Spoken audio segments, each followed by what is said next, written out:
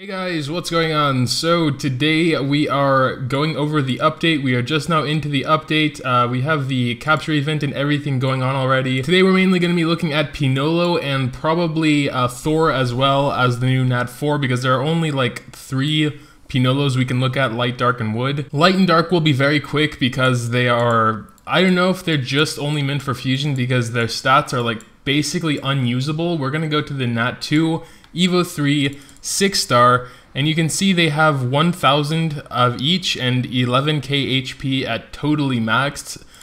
Their skills are very powerful. Attacks restore allies HP in an amount equal to 10% of own max HP. This is like Water Persephone's 3-star skill. So like the best passive healing skill you can have, but with a base of 11k at max, it's useless, as well as blind 100% chance for 2 turns. That's pretty good for like Titans and stuff, but you can't use this guy with those stats, so... And then we have like the fake one, I guess. He has naturally even worse stats, 100 of each. I'm not too sure exactly what's going on with these. I guess they're like the fake Pinolos or something, but apparently you need to capture both of them. Maybe they'll be used for something special later on, or maybe they said that already, I'm not too sure, but yeah, there's the fake one. Just, I guess don't raise that one if you're actually planning on raising either of them. And then we have something I've never seen before on a Nat 2 or otherwise. Again, his stats are completely horrible, but what's interesting is he has a critical hit damage by 100, so never ever seen that. 50 was the highest I've ever seen. Doesn't matter, even if he has that 100% natural, it's gonna be 200, but then that multiplies by 1100 base attack, so who the hell cares? It's not going to do anything anyway. I'm not sure if they are meant to be used or just like they're there only for fusion, but that's kind of what I imagine. They gave them these op skills just for lulz, I don't know. But then we come to the actual unit of this event, and that's the Wood Pinolo. He is a Nat 3. He will be obtainable via fusion, I guess only one of them. Looking at his Evo 3 6-star stats, decent all around, pretty low HP, but he's an attacker, so that kind of makes sense. He's only a Nat 3. Actually, stats aren't really that great, but hey. He has Courageous Strike, I think that's pretty good. He has it on both skills. Let's look at another Nat 3 attacker. Yeah, Gatito for example. Okay, well no, it's actually not that much different. We got 2500, 26 HP, 21 HP, 23 attack, so... yeah, it's about Nat 3 stats, I guess. Obviously, really only good for Titan with Courageous Strike, but I think he will shine a lot there. He's an attacker. He'll do a lot of damage to the Water Titan, for example. But since Fire always has by far the most HP, I think Water Courageous Strikers are definitely the most interesting, like Water Siegfried, Water Indra, etc. So that's basically the Pinolo event. I guess I'm going to be going for it, you know. It won't be as stressful, I think, because they should be easier to capture, and we can't get more than one wood anyway, so there's not too much pressure to get like 5 or 6 for clan battles or whatever. So it shouldn't take more than a day or two to get the amount we need, if you're running a lot, at least. And depending on your RNG, of course. This Raven and Shella thing apparently were the Evo 2s of Banshee and Hermit, so I guess there will be a chance to get those, which is kind of interesting. I kind of forgot the whole fusion recipe, but we'll see that pretty soon. It's not in the game yet, but I guess it'll be after the bond stuff ends. I'm actually kind of surprised this is still there. I thought it would be gone because the Rebirth bond is gone also. And that's something I wanted to do in this video as well, is do my rebirths, because I was waiting for that bond to go away. Here is my 1-day window of opportunity. Gonna start with those Beths. Sorry, Beth. Gotta do it. Medusa, what a surprise. Oh, over on my main account over here, I have found my first Pinolo. Let's see its capture rate. I'm gonna try and pan the thing over there to the little one. 55%, so it actually has the same capture rate as Nat 2 stars. That's pretty cool. And we got it. Back over here on the main account, we got some more random units I don't believe we need. Let's go ahead and rebirth those. We need to do one more rebirth and then we'll get a light or dark Medusa. I'm actually more hoping for light because I have a dark one already, but I wouldn't be too upset with a dark one either because dark ones are pretty good for clan battles. I have no need for bonds anymore, I guess. Ah damn, we were only 5 soul stones away from summoning another bond. Now we just have to look at that practically forever because we can't get bond soul stones anymore, I guess. Looking back over at the Astro Guide, I apparently got the fake Pinolo, but interestingly enough, oh yeah, okay, now he has that little thing there, but it looked like in battle he didn't have that. Regardless, I guess it can be used with the other one. I guess I'll have to get one to Evo 3 anyway, just for the Astro Guide rewards. Not too sure if that's totally worth it, but I guess we'll see how hard they are to farm. I really don't want to do story mode anymore. Been doing that for the last entire month, so I don't think I'm going to take this capture event too seriously anymore, but yeah, I guess we'll have to see. Back over on my little account, we got 100 Astro Gems for that. Gonna wait to get that 25 energy because we're still staying here for a bit. Gonna do the last rebirth we need for our Rebirth Egg and see what we get. Alright, so here we go. Here's our Rebirth Egg. It's gonna open by itself. Oh, it's gonna be a 4-star. There it goes. Dark Medusa. Unfortunate, because I really did want a light one, but it's okay. It's okay. At least it wasn't a light one, like without a square slot or something. Because, let's be honest, it wouldn't have had a square slot. So whatever, I'll probably raise that one also. Got my Fire Arthur 2 on my little account, which is pretty cool. Starting to raise him, so...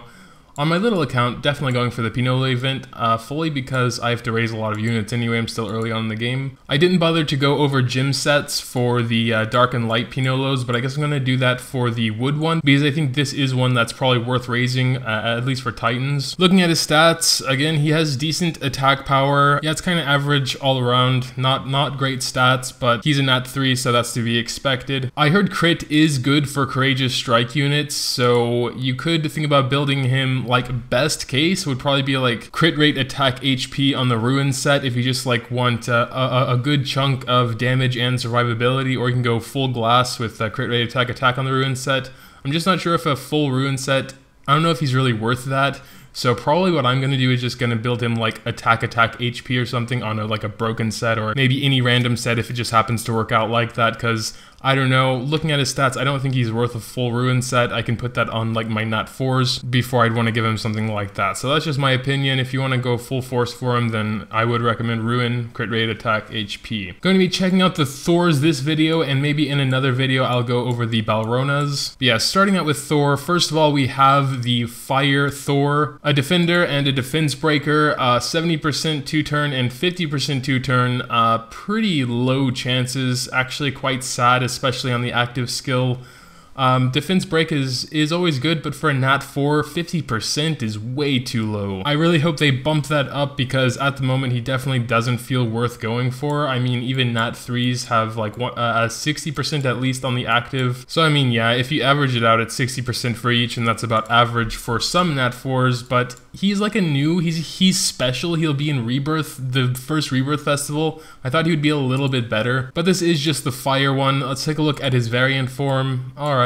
Looking at his Evo 3 6-star stats, he's a defender, naturally has a ton of natural defense, okay HP, actually pretty good attack, so you can make him more of a bruiser, maybe sort of balanced with attack, HP, and defense. Have him do a little bit damage, get that defense down in there every now and then. I guess he'll be similar to like a Wood Leo without the attack down on the active and defense down instead. But yeah, that's basically how I would build him. All around underwhelming, but yeah. Leader skill is pretty good though, just a straight defense buff. Typically I prefer HP buffs as far as survivability goes, but it's a pretty good general use leader skill. Moving on to the water one, it's an attacker, pretty good stats, 3k attack, 26k HP, nice. Skills, 20% of own SP, 30% increased damage. The predator skill is very powerful, so I kind of like that. I also like damage in general, so to me he's looking better than the fire one for sure. Gets that SP faster and then does more damage with his 5-star. Here's his variant form, pretty cool. I would probably build him again, maybe more offensive, but still sort of like maybe attack HP, something like that. Like, I'm not too sure on the math, okay, I'm gonna be honest, but I think basically every unit will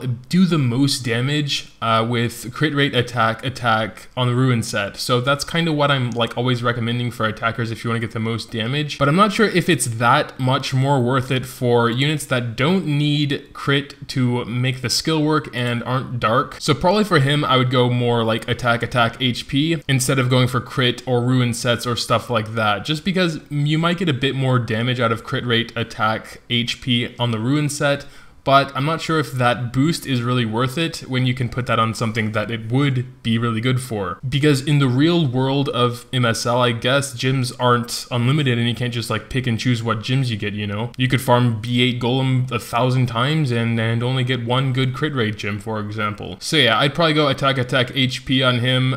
Set-wise, I'm not too sure. Probably just do broken set like I do on most of the ones I'm not going for intuition or ruin from. That way I can choose my own gems. Taking a look at the wood one now, and I think this is probably my favorite one because I am more focused on Titan units at the moment, and this is a pretty good one.